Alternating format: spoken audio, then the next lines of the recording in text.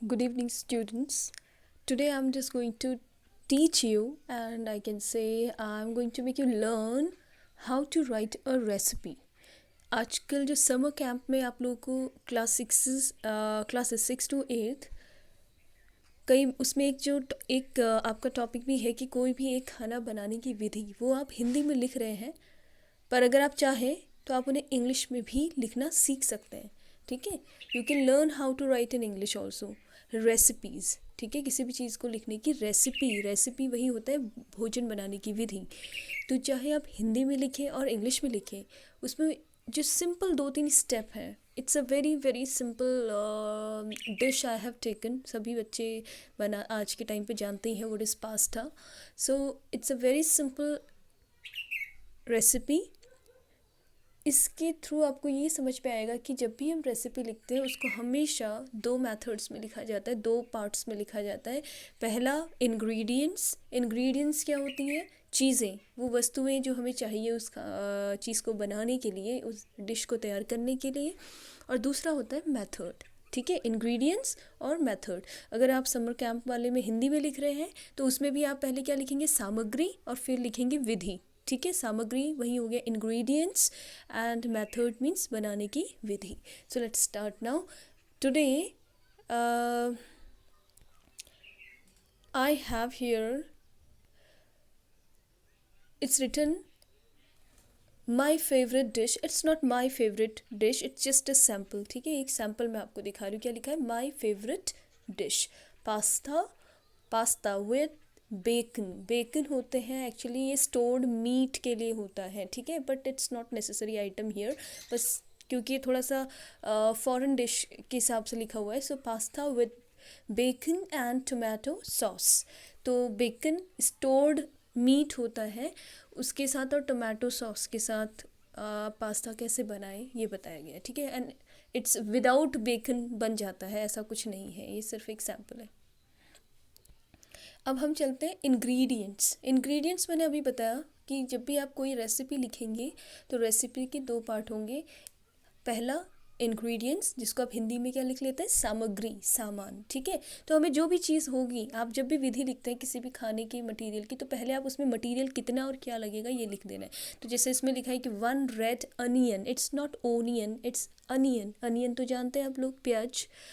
2 red papers, लाल मिर्च. ठीक है, 120 grams bacon, and it's not necessary. ठीक है, बिल्कुल नेसेसरी नहीं है, नॉट एट ऑल, ये तो वैसे ही सैम्पल है. 1 can tomatoes means 450 grams tomato. ज़्यादा टोमेटो चाहिए आपको. 1 कप वाटर जानते ही हैं. ऑलिव ऑयल, जैतून का तेल. ऑलिव ऑयल अच्छे तेल होते हैं, हेल्दी ऑयल होते हैं. गार्लिक, लहसुन आप जानते ही हैं. ऑरिगेनो होता है एक तरह का ये एरोमेटिक लीव्स होते हैं. एरोमेटिक लीव्स जैसे हमारे वहाँ पे हम कह सकते हैं कोरिएंडर लीफ होता है ना, धनिए का पत्ता. या मिंट लीफ. मिंट क्या होता है? पुदीने का पत्ता, जो आपके एक तरह से अच्छी फ्रेगरेंस के लिए खाने में ऐड किया जाता है. ठीक है, गार्निशिंग के लिए, खाने को और अच्छा बनाने के लिए. तो ये ऑरिगेनो एक तरह का मिंट ही है, एक तरह का पुदीना है, एक तरह का हर्ब है. ठीक है. Next 50 grams pasta per person. अब एक जने के लिए 50 ग्राम्स पास्ता बोला गया है, तो आपको जितने लोगों के लिए हिसाब से बनाना है, तो क्योंकि ये पर पर्सन के हिसाब की इंग्रेडिएंट्स की लिस्ट है, इंग्रेडिएंट्स माने सामग्री की लिस्ट है, तो अगर ज़्यादा होंगे तो हर चीज़ डबल हो जाएगी. ठीक है, अगर 100 ग्राम्स पास्ता बनेगा तो ये सब डबल डबल हो जाएगा, ये हमें समझना होता है. ठीक है, सो तो पहला स्टेप हो गया इंग्रेडिएंट्स. ठीक है, फर्स्ट स्टेप इज इंग्रेडिएंट्स में 1 red onion, 2 red peppers, 120 grams bacon is not necessary. 1 can tomatoes means 450 grams tomatoes. 1 cup water. Olive oil. Garlic means आपको बता ही दिया. लहसुन. ऑरिगेनो होता है एक तरह का मिंट मीन्स पत्ता, धनिया पत्ता या पुदीने का पत्ता टाइप ही एक चीज़ होती है. 50 ग्राम्स पास्ता पर पर्सन. अब now we are just moving towards the method. अब दूसरा स्टेप मैंने आपको बताया था मेथड होता है हमेशा. ठीक है, तो मेथड क्या है देखेंगे, तरीका कि कैसे बनाना है. लेट्स मूव टुवर्ड्स मेथड देखो इसमें 5 स्टेप दे दिए हैं.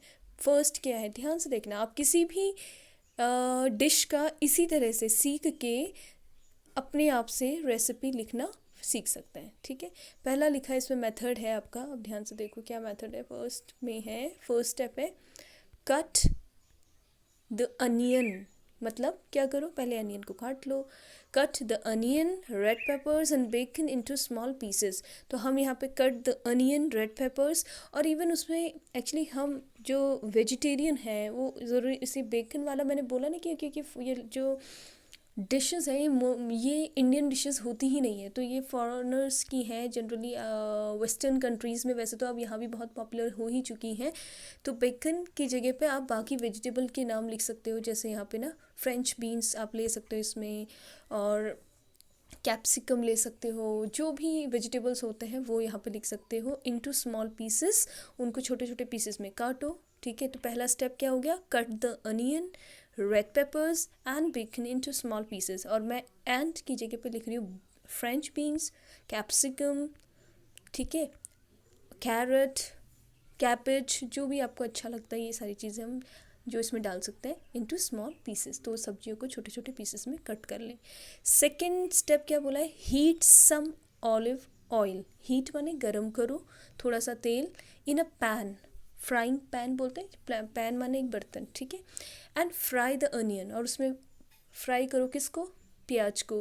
रेड पेपर्स एंड बेकन, तो रेड पेपर जो लाल मिर्च कटी थी, प्याज कटा था और बेकन कटा था। और बेकन की जगह पे मैंने बोल दिया कि आप vegetables, capsicum, carrot, cabbage, cauliflower, जो भी हमें अच्छा लगता है सब्जियों में जो इनमें ऐड किया जा सकता है उसके नाम लिख सकते हो। उनको क्या कर लेना, फ्राई करना है। ठीक है, heat some olive oil in a pan and fry the onion, red pepper and other vegetables. फिर क्या कहता है, ऐड। ऐड माने और किसी चीज़ को ऐड करना तो जानते हो ना आप, ऐड माने जोड़ना होता है। यहाँ पे ऐड माने और चीज़ें डालना। आप क्या डालेंगे, ऑरिगेनो मैंने अभी बताया था गार्निशिंग के लिए। Oregano is a type of पत्ता है, एक तरह का मिंट है ये, ठीक है, ऑरिगेनो। सो ऐड ऑरिगेनो। अब लास्ट में जब ये फ्राई हो गया तो उसमें क्या क्या डाल दो, कह रहे हैं ऑरिगेनो डाल दो, गार्लिक डालो, टमाटो डाल दो and water, and cook for 20 minutes, 20 minute के लिए उसे पकाओ। ठीक है, ऑलिव ऑयल डाल दिया है इन अ पैन एंड फ्राई। मिर्च इसमें चली गई है। अब यहाँ पे अब थोड़ा और ऐड कर लेना, add oregano, garlic, tomatoes and water and cook for 20 minutes. इस लाइन में ऐड, सबसे पहले सॉल्ट भी लिख देना, ठीक है, ऐड सॉल्ट। सॉल्ट अभी गया नहीं है, सॉल्ट माने नमक तो डाला ही नहीं हमने, थोड़ा सा नमक तो डालेंगे ना हल्का सा। वैसे इनके जो स्पाइसेस होते हैं उनमें ऑलरेडी होता भी है। So add salt as per taste, जैसा आपको टेस्ट चाहिए। ऐड सॉल्ट, SALT, सॉल्ट माने नमक होता है, ठीक है, सॉल्ट। फिर कॉमा लगा के फिर लिखना स्पाइसेस, जो भी स्पाइस आपको डालना है, SPICES हल्के से, वैसे इसके अपने स्पाइस आते हैं। फिर आप लिख देना oregano, garlic, tomatoes and water and then cook for 20 minutes. Cook the pasta in a big pot of boiling water, ठीक है। Serve the pasta with sauce and enjoy. और फाइनली आप पास्ता को सर्व करो, मतलब सर्व माने होता है लोगों को देना, बर्तन में उसे सर्व करना, ठीक है, एंड एन्जॉय। तो एक छोटी सी रेसिपी यहाँ पे मैंने आप लोगों के लिए दी है। इट्स जस्ट वन सैम्पल, जिससे कि आप जब भी इंग्लिश की रेसिपी लिखने की बात आए तो आपको ये इतना ध्यान रहे कि वो कितने पार्ट्स में होगी। पहला इंग्रेडिएंट्स होगा, फिर मेथड होगा, और फिर you can see that it's pasta is ready. बस आपको सारी चीज़ें दिख भी रही है, गार्लिक भी दिख रहा है यहाँ पे, देखो क्या क्या चीज़ें बोली थी, everything you can see. Garlic है, और ये आपका पास्ता तो मिलता ही है मार्केट में, रेड चिली ये है आपका, ये टोमेटो है, ठीक है, sauce and everything has been added.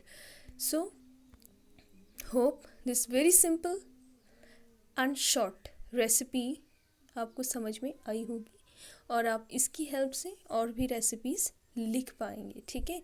तो इंग्रेडिएंट्स, मेथड आप हिंदी में लिखोगे तो क्या हो जाएगा, सामग्री और विधि। इंग्लिश में लिखेंगे तो इंग्रेडिएंट्स एंड मेथड हो जाएगा।